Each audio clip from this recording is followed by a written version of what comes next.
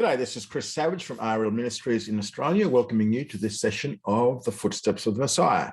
This is a study of the last days, and I pray that this will be of benefit to you and help you in your Christian growth. Thanks for coming along. So thanks for coming along in this session of the study of the last days. We're at session 13. We're looking at the events of the mid-tribulation, the things that are taking place in that period of time. First up, we're looking at last session, we finished off with the breaking of the 7-year covenant. Now we're looking at the abomination of desolation.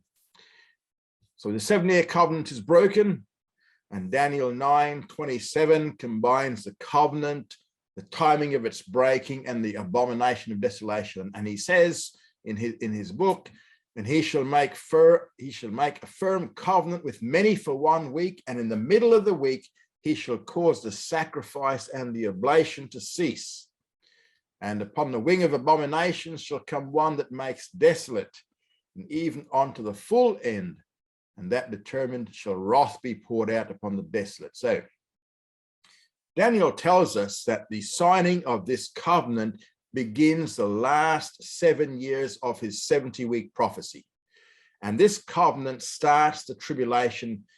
But in the middle of the week, in the middle of that 7 years, after 3.5 years, the Antichrist ends the sacrificial system that had been reinstituted. And this is then followed by another event where it says, upon the wing of abominations shall come one that makes desolate. So we have the end of the sacrificial system in conjunction with the breaking of the covenant, followed by this act or acts labeled as the abomination of desolation. Now, what it is, Daniel doesn't tell us, only that it happens in the middle of the tribulation. However, he mentions the term wing, which refers to the pinnacle of the temple. And this is emphasizing the concept of an overspreading influence, overarching influence. So what begins here will spread elsewhere. And the term abomination throughout scriptures is often used to refer to an image or an idol. But we don't know that for sure yet. Now, Daniel 12:11 tells us how long the abomination of desolation will last. He says, and from the time that the continual burnt offering shall be taken away, and the abomination that makes desolate set up, there shall be 1,290 days. Again, he tells us the starting point of the abomination of desolation is the ending of the sacrificial system. No more sacrifices. Same as Daniel 9:27. He goes on to say it's going to last a total of 1,290 days. So this is a full 30 days beyond the end of the tribulation. Now, no reason is given as to why the abomination of desolation is permitted to last this extra 30 days. Again, Daniel does not tell us what the abomination of desolation will be. All he says is that, just as in Daniel 9:27, the term abomination refers to an image or an idol, something like that in the Hebrew scriptures. Now, this is also mentioned in Matthew 24, verses 15 to 16. Jesus is speaking here, and he says, when therefore you see the abomination of desolation, which was spoken of through Daniel the prophet, which is just what we're covering, standing in the holy place, let him that read understand, then let them that are in Judea flee unto the mountains. So this passage also gives no explanation as to what the abomination of desolation is, but it's a reminder of the Daniel prophecy. But it does give us a clue, and that is that it will be something standing like an image or an idol. And that will be standing in the holy place of the temple. Now, the Matthew passage also shows that it was still considered something unfulfilled, and it was still future at the time of Messiah. So the abomination of desolation will serve as a warning to the Jews of Israel to flee the land. Now, Revelation 11, verses 1 to 2 also gives us further information. Now, here we have the takeover of the temple as well as the city of Jerusalem. And we have here a look at the second part of verse 2 of Revelation 11. For it has been given unto the nations, this is Jerusalem, the temple, and the holy city shall they tread underfoot 42 months. So this will be the final Gentile control of Jerusalem, and it's going to last 42 months or 3.5 years. So the Gentile takeover will bring an end to the sacrifices. Although Gentile domination over the city of Jerusalem will last 3.5 years, there is still no clear explanation as to what the abomination of desolation is. And just incidentally, there has to be a tribulation temple built and functioning by the midpoint of the tribulation. And with that, there is a sacrificial system reinstituted. Now, what then is this abomination of desolation? We find more information, and we see that there's going to be 2 stages involved in this abomination of desolation. The first stage of which is described in 2 Thessalonians chapter 2, verses 3 to 4. And Paul writes, he says, let no man beguile you in any wise, for it will not be except the falling away come first, and the man of sin be revealed, the son of perdition. He that opposes and exalts himself against all that is called God or that is worshipped, so that he sits in the temple of God, setting himself forth as God. So the Antichrist is going to sit in the temple of God, and he's going to declare to the world that he really is God. And he'll probably be sitting in the Holy of Holies. Now, with his initial takeover of Jerusalem in general and the temple, he's going to set up the second religious system of the tribulation. And that system will be the worship of himself, the Antichrist. His self-declaration of deity will be accompanied with miraculous signs to carry out the work of deception. And this we find in 2 Thessalonians chapter 2, but verses 8 to 12. Verse 9, even he, speaking of this person, the lawless one, even he whose coming is verse 8, and then shall be revealed the lawless one, even he whose coming is according to the working of Satan. So the lawless one's coming is said to be energized by Satan. It's empowered by Satan, or he's empowered by Satan. For it is by Satan that Antichrist will be brought back to life, be resurrected from the dead. His post-resurrection rise to power will be accompanied with all signs and powers and lying wonders. So the aim of these counterfeit miracles, according to verses 10 to 12, will be to deceive many so that they'll worship the Antichrist and then accept him as God. Now, the worshippers of Antichrist do so because they're deceived by his power to perform miracles. They're deceived because they received not the love of the truth that they might be saved. So, what's this love of the truth? Well, the rejection of the gospel was from the preaching of the 144,000 Jews and the 2 witnesses during the first half of the tribulation. Now, the abomination of desolation must include something more than the Antichrist self-proclamation of deity. Both Daniel and Matthew passages imply an image or idol that would be erected in the temple. So the second aspect of the abomination of desolation we find in Revelation 13, verses 11 to 15. Now, this is the second stage. So in the second stage, the first stage is when he declared himself God. And in the second stage of the abomination of desolation, the false prophet, who we covered in the last session, will be now given authority to perform many signs and wonders. Verse 13 of Revelation 13, and he does great signs, that he should even make fire to come down out of heaven upon the earth in the sight of men. Now, his purpose, the false prophet's purpose, is to deceive mankind so that they will worship the Antichrist. And we find it in verse 12. Now, these same things are found in 2 Thessalonians chapter 2, verses 8 to 12. You know, the miracles, the lying wonders. And both passages now help to clarify what the abomination of desolation involves.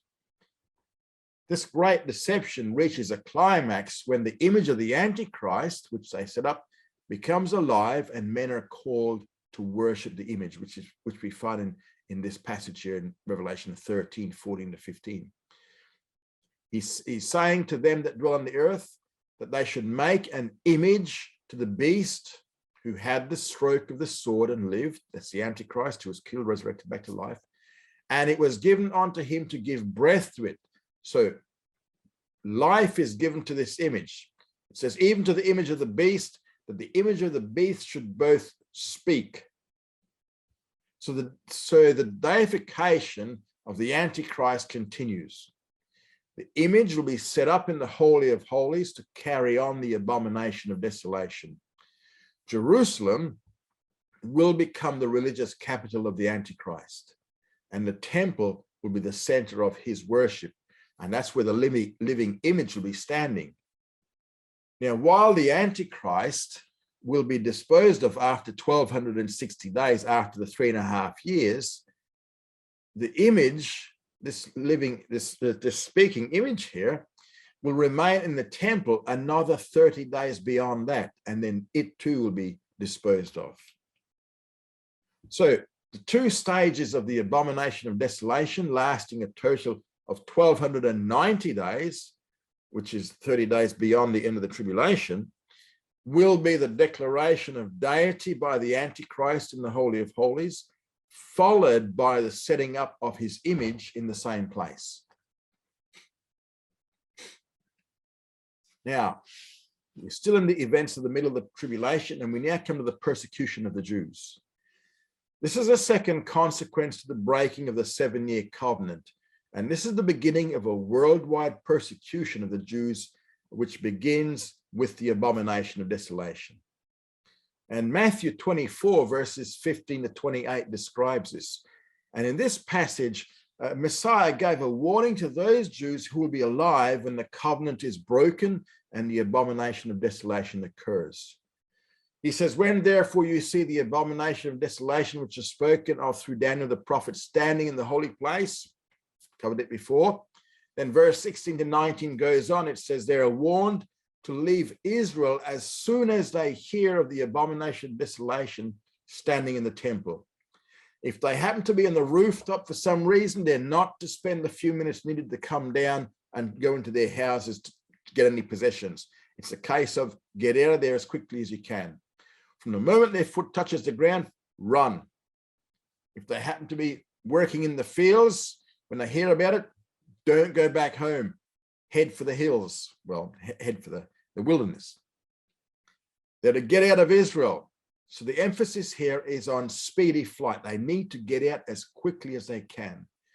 And they're also urged to pray that it's not going to happen on the Sabbath or in the winter.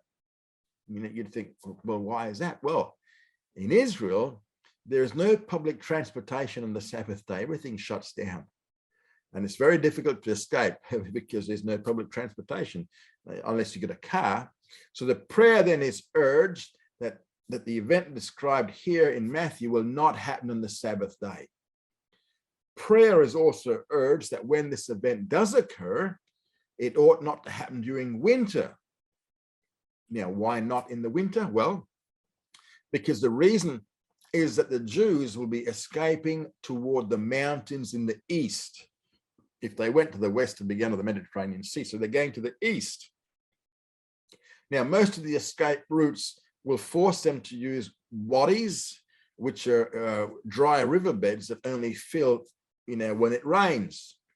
Now, from October through the winter months up until April, the land receives all of its rain for the year. And when it does rain, many of these wadis become filled instantly and are very dangerous to cross. So if the abomination of desolation occurs during the winter months, it will make the escape toward the east that more difficult. So prayer is urged that it will not happen in winter or on the Sabbath day. And verse 21 of Matthew 24 goes on to say, for then shall be great tribulation, such as has not been from the beginning of the world until now, nor ever shall be. And the reason for the flight is the worldwide anti-Semitism that will now break out at this point in the tribulation. The worldwide persecution of the Jews begins and will continue for the next 3.5 years. And we see that in verses 21 and 22 of Matthew 24. 23 to 28, there's a special message here for the believing remnant within Israel. And it's warning them not to listen to any rumor that Messiah has returned and so come out of hiding. For there shall arise false messiahs and false prophets, and shall show great signs and wonders, so as to lead astray, if possible, even the elect. So when Messiah does return, everybody will see him, and it will be known by all. So while the Jewish people as a whole are persecuted, a special emphasis of deception is aimed against the believing remnant. The second passage describing the flight of the Jews out of Israel is Revelation 12, verses 1 to 17. We're given a bit of a historical review and summary in verses 1 to 5. It says, a great sign was seen in heaven, a woman arrayed with the sun and the moon under her feet, upon her head a crown of 12 stars, and she was with child, and she cried out, travailing in birth and in pain to be delivered. So this is a summary of the life of Messiah just before his birth to his ascension. John saw 2 signs in heaven, or in the heavens. In the first sign, verses 1 to 2, Israel is here pictured as a woman. And this is taken from the Old Testament concept of Israel as the wife of Jehovah. Now, the sun, moon, and 12 stars are all common figures from the Hebrew scriptures, and they all relate to Israel. And the background of this is right back in Genesis 37, verses 9 to 11, with Joseph's dream. And so from this passage, from Genesis 37, John's vision can easily be reinterpreted.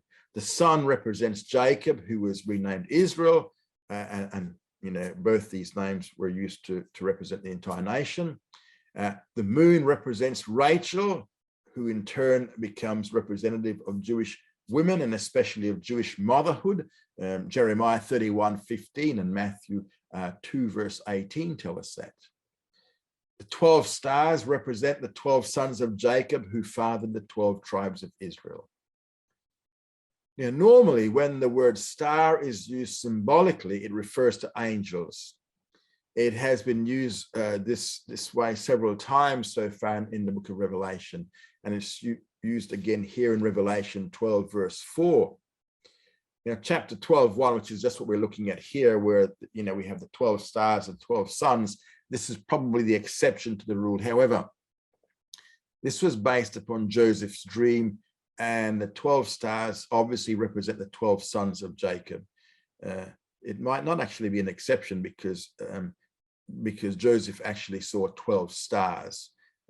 He didn't see, it wasn't something that looked like 12 stars, it was actually 12 stars. Now in verse 2, this woman is now seen in the final stages of her pregnancy, about to give birth to a child. So the vision then is of the nation of Israel just before the birth of the Messiah. Then John described the second sign. Verse 3, a great red dragon having 7 heads and 10 horns, upon his head 7 diadems. So the great red dragon is Satan in all his fierceness. 7 heads and 10 horns represent the final form of the 4th Gentile world empire, now under Satan's control and authority. 7 diadems point to a concept of conquest. Satan wrested authority over the earth from man, and the Gentile empires wrested authority from Israel. In verse 4, the 2 signs now come together. And his tail draws a third part of the stars of heaven and did cast into earth, and the dragon stands before the woman that is about to be delivered, that when she's delivered, he may devour her child. So using his access to the earth, Satan brought his entire demonic host out of his third abode, which is the atmospheric heavens, down to the earth to slaughter the child about to be born. And the demonic host is described as comprising 1/3 of the stars, meaning 1/3 of all the angels that God created. It's only from this verse, actually, where we can tell just how many of the angels fell with Satan. Now, his attempt to destroy the child was the slaughter of the babies in Bethlehem, found in Matthew 2, verses 16 to 18. Satan's efforts to destroy Messiah Jesus, both before his proper time, which is Passover, and by the wrong means, which is stoning instead of crucifixion, continued right throughout the course of Jesus's ministry. The fact that Satan brought with him the entire demonic host in order to achieve his goals could be seen throughout the life of Messiah. There's a tremendous amount of demonic activity in the Gospels, and this contrasts with the minimal demonic activity found in the Hebrew scriptures. And in following the Gospels, there's a decrease of demonic activity as seen in the book of Acts. Verse 5 points out the failure of Satan's attempt to destroy the child. The child, destined to rule the nations with a rod of iron, survived until the proper time for his death came. After his resurrection, he ascended into heaven and is presently seated at the right hand of God the Father. Now, after this bit of history lesson here, John's vision moves forward to events that will occur in the middle of the tribulation, and one of which we see in verse 6 of Revelation 12. And the woman fled into the wilderness, where she has a place prepared of God, that there they may nourish her 1,260 days. So just as in the Matthew passage, the woman pictured here is now in flight. In the Matthew passage, the flight was to the mountains, but here it is into the wilderness. And there, God prepared a place for her in advance. So with his attempt to destroy the child now foiled, Satan will then turn against the nation that produced the child. And his perpetual hatred of Israel is based on the fact that God will fulfill his program of redemption through her, the woman, through Israel. And here, the time of Israel's flight and hiding is 1,260 days, or 3.5 years. So this will be the second half of the tribulation. Now, Revelation 12, verses 7 to 12 gives the cause of Israel's flight. And we've covered this before regarding Satan's fall from heaven to earth. So a brief summary here. There's an angelic war. Satan is cast out of his third abode into his fourth abode in verses 7 to 9. And he's now confined to the earth for the next 3.5 years. So he's cast out of the atmospheric heavens into the earth to be permanently dwelling upon the earth for the next 3.5 years. Now, there were two results of this angelic war. First, there is rejoicing in heaven because the accuser of the brethren is now cast out. He no longer has access to heaven, and his access to heaven is removed forever. And second, there is woe for the earth. Why? Because Satan is now full of wrath and anger, knowing his time is short. You see that in verse 12. Why? Because the second coming of Messiah is only 3.5 years away. And then verses 7 to 12 then are somewhat parenthetical, providing the reason for Israel's flight back in verse 6. Verses 13 to 7 of Revelation 12 now take up where verse 6 left off. And when the dragon saw that he was cast down to the earth, he persecuted the woman that brought forth the man-child. And there were given to the woman the 2 wings of the great eagle, that she might fly into the wilderness unto her place, where she is nourished for a time and times and half a time from the face of the serpent. So Satan, once he's cast down to earth, will persecute the woman who is Israel. And this connects us with verse 6, giving a further explanation for Israel's flight into the wilderness. It should also be connected with verse 12, which concluded that there is going to be woe for the earth, for Satan is full of wrath because his time is short. Now, knowing that his time is short, he persecuted Israel. And we're going to cover later on the relationship between his time being short and the persecution of Israel. That's for another session. In verse 14, Israel flees into the wilderness where she's nourished for a time and times and half a time, which is the same as the 3.5 years of verse 6. And there was given to the woman the 2 wings of the great eagle. Now, this same figure is found right back in Exodus chapter 19, verse 4, and Deuteronomy 32, verse 11. And this is in connection with the Exodus from Egypt.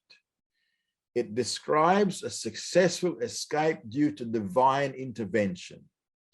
Israel was pursued by the Egyptian army, but succeeded in escaping into the wilderness of Sinai due to divine intervention.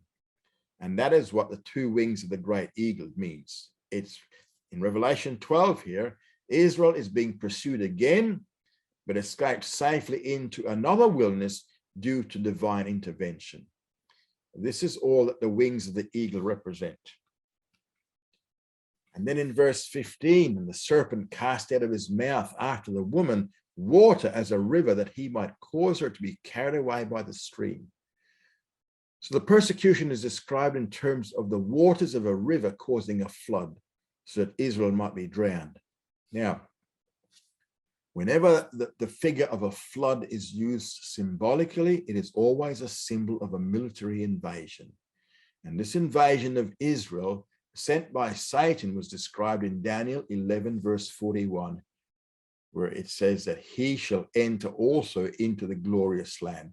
This is the invasion spoken of in Revelation 11, verses 1 to 2, by which the Antichrist will succeed in taking control of both Jerusalem and the temple and will commit the abomination of desolation. But this invasion will fail in its attempt to destroy the Jews. Why? Because in verse 16 it says, the earth helped the woman, and the earth opened her mouth and swallowed up the river. So Israel will succeed in fleeing into the wilderness after being pursued by the invading army, and divine intervention will destroy her enemies. Verse 17 goes on to describe the wrath of Satan because of his initial failure to destroy the Jews. It says the dragon waxed wroth with the woman. And here we see the same as the Matthew 24 passage. Satan will make war specifically against the believing remnant among the Jews, for it states that he now goes to war with the rest of the woman's seed, namely those who keep the commandments of God and hold to the testimony of Jesus.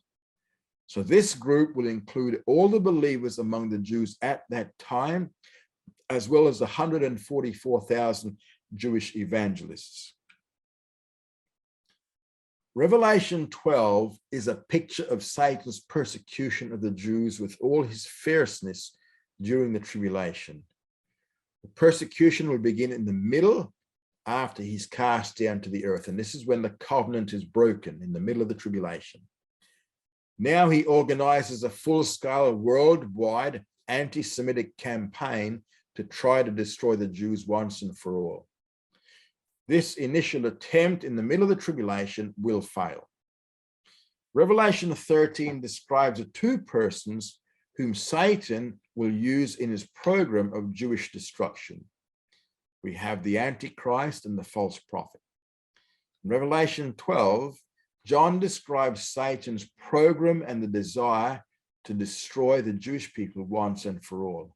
And then in chapter 13, he then shows the means by which Satan will hope to carry out this program, and that's the 2 beasts, the Antichrist and the false prophet. Now we have some mid-tribulation announcements here. Revelation 14 is a connecting link between the description of the mid-tribulation events of chapters 10 to 13 and the events of the second half, which is 15 to 16. Now, most of what was found in Revelation 11 to 13 dealt with the activities of the counterfeit Trinity in their attempt to usurp the authority of God and to destroy those who persist in worshiping God alone.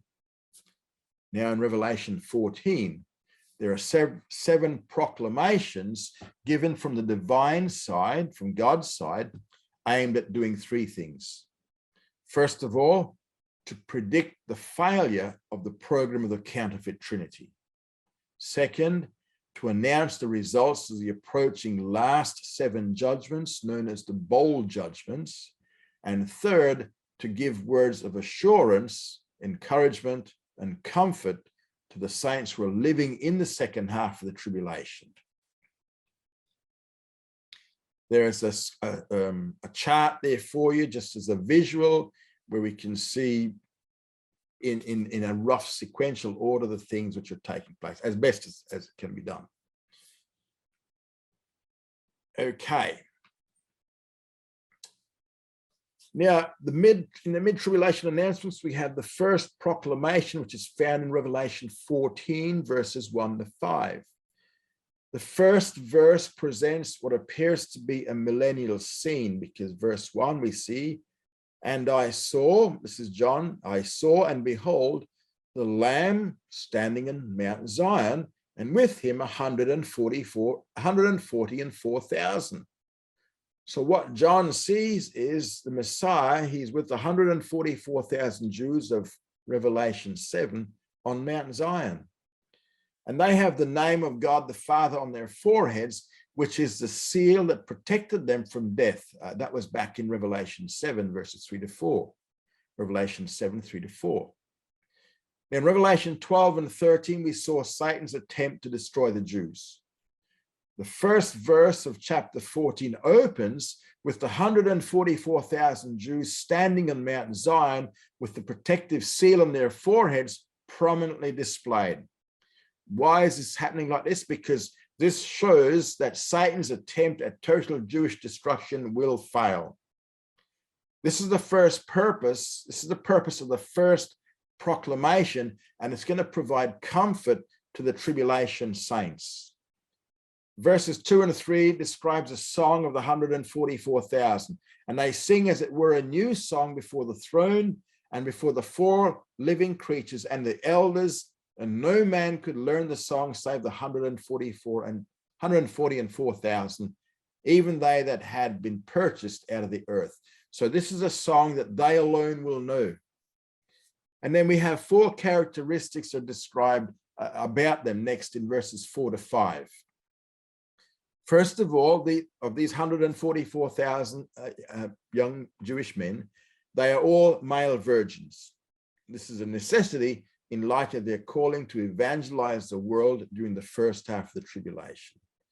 The severity of the judgments falling in the earth and the persecution of the saints initially, remember, the initial persecution was by ecclesiastical Babylon, the false church, and then later on by the counterfeit Trinity. That will not be conducive to marriage.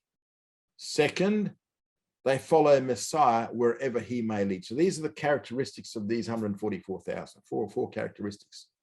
Third, they are the first fruits. Now, this is a term that indicates the first of much more to come later. The very fact that the 144,000 are merely the first fruits of many more Jewish believers to come further, many more to come, further points to the failure of the program of the counterfeit Trinity. It's not going to work. And then fourth, in relation to their morality, it says they don't lie and they are without blemish. They are not tainted by any kind of false religious or political system. Oops, wrong way. Second proclamation we find in chapter 14, verses 6 to 7. And I saw another angel flying in mid-heaven, having eternal good tidings to proclaim unto them that dwell on the earth, and unto every nation and tribe and tongue and people. And he says with a great voice, fear God and give him glory, for the hour of his judgment is come, and worship him that made the heaven and the earth and sea and fountains of waters. So this second proclamation is a final call to the world to accept the gospel in light of Revelation 13. And that was where the Antichrist declares himself to be God, and where the false prophet is calling all men to take upon themselves the mark of the beast, which shows that they had accepted the deity of the Antichrist. So this is a call to the world by this angel flying in mid-heaven. It's a final call to the world to choose between Messiah or Antichrist. And with this final call to heed the gospel comes an announcement of the coming final series of judgments about to be poured out from heaven. So in light of the coming bowl judgments, the inhabitants of the world are urged to worship the Creator God. And that's the second proclamation. Now we have the third proclamation, and we find this in Revelation 14, verse 8. And a second angel followed, saying, fallen, fallen is Babylon the Great, that has made all the nations to drink of the wine of the wrath of her fornication. So this proclamation now announces the fall of political Babylon. For now, the announcement is made that the worldwide capital of the Antichrist is due for destruction. And we're going to, again, this is one of those topics we're going to cover later on. Fourth proclamation is found in verses 9 to 12. And another angel, a third, followed them, saying with a great voice, if any man worships the beast and his image and receives a mark on his forehead or upon his hand. So this proclamation concerns those who take upon themselves the mark of the beast. And this is the point of no return. The opportunity of salvation will be available to all as long as they are without the mark. But once the mark is taken, by doing that, the person is signifying the acceptance of the Antichrist as the one true God, and they'll have forfeited any further opportunity to be saved. For those who take the mark, two things are found in verses 10 to 11. First, he also shall drink of the wine of the wrath of God. And this is the bowl judgments of Revelation 15 and 16. And second, he shall be tormented with fire and brimstone, and the smoke of their torment goes up forever and ever. So they are doomed to eternal torment in the lake of fire. Take the mark, and they have reached the point of no return. No one is going to take the mark out of ignorance, because by this time, remember, there have been two worldwide proclamations of the gospel. The first was made by the 144,000 during the first half of the tribulation, and the second was made by the angel in mid-heaven in chapter 14, verses 6 to 7, and this is in the middle of the tribulation. So the entire earth has heard the gospel. And those who accept the mark are those who heard the truth but rejected it. They refused to love the truth, and this is what Second Thessalonians chapter 2 verses 8 to 12 was speaking about. They failed to love the truth, which was the gospel. That would have been their salvation. Now, the fourth proclamation also concludes in verse 12 with, here is the patience of the saints, they that keep the commandments of God and the faith of Jesus. Now, noting the perseverance of the saints, since they refused to take the mark,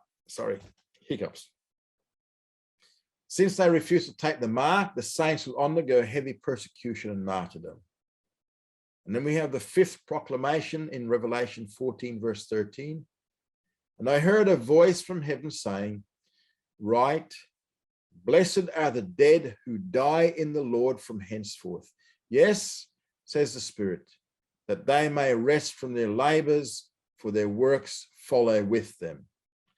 So here, as a further word of encouragement and comfort, this proclamation concerns the saints who will die during the second half of the tribulation, and a special blessing is promised to them. Then we have the sixth proclamation in Revelation 14, verses 14 to 16. And I saw, and behold, a white cloud, and on the cloud I saw one sitting like unto a son of man, having on his head a golden crown, and in his hand a sharp sickle. And another angel came out from the temple, crying with a great voice to him that sat on the cloud, send forth your sickle and reap, for the hour to reap is come, for the harvest of the earth is ripe.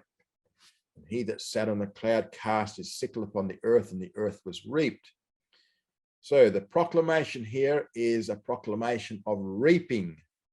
Now, reaping is a common symbol for salvation.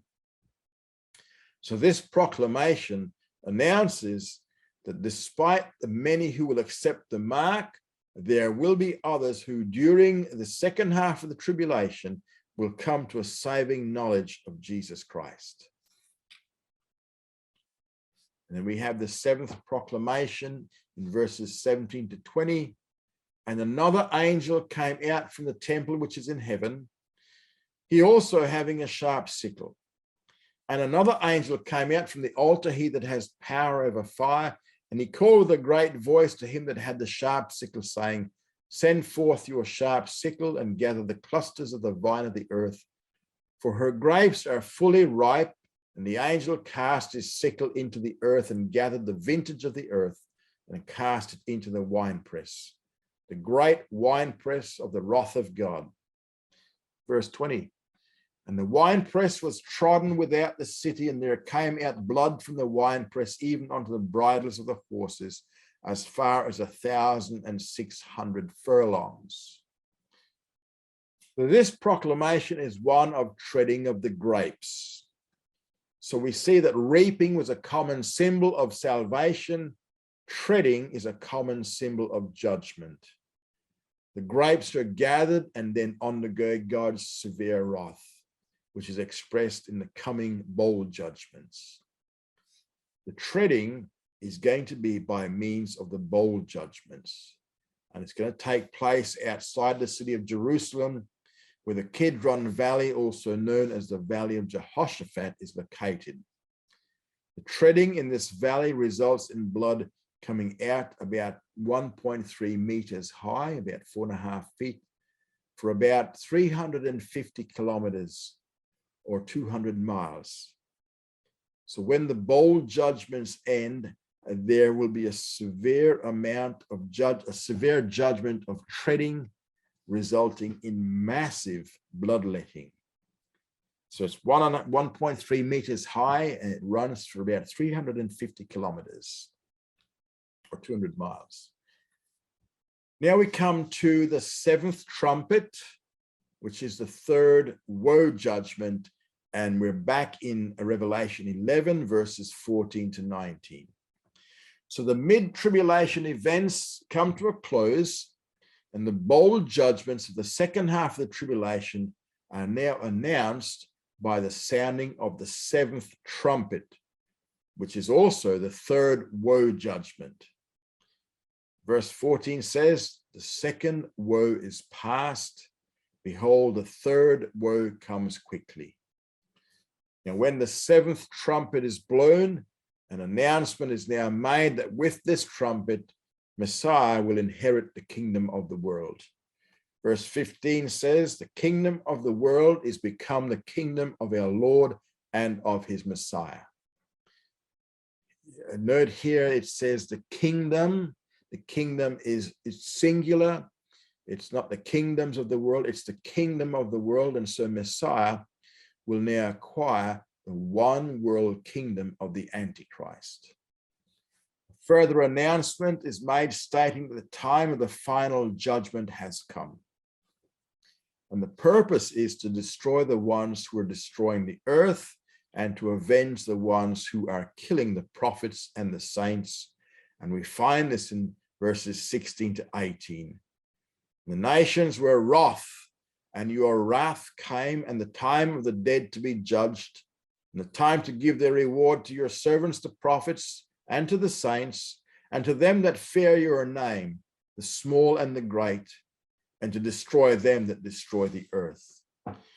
So the announcements are also declaring the results of the bowl judgments, because the results of the seventh trumpet judgment are the same as the results of the bowl judgment. Remember, the seventh trumpet judgment contains the seven bowl judgment, just like the seventh seal judgment contained the seven trumpet judgments.